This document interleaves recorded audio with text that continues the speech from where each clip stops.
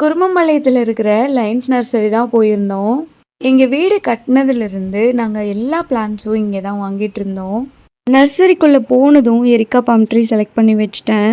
ஏன்னா last time Erica bomb tree வாங்க போயிட்டு பார்லர் பாம் ட்ரீ பார்த்ததும் அதில் இம்ப்ரெஸ் ஆகி அதை வாங்கிட்டு வந்துட்டேன்.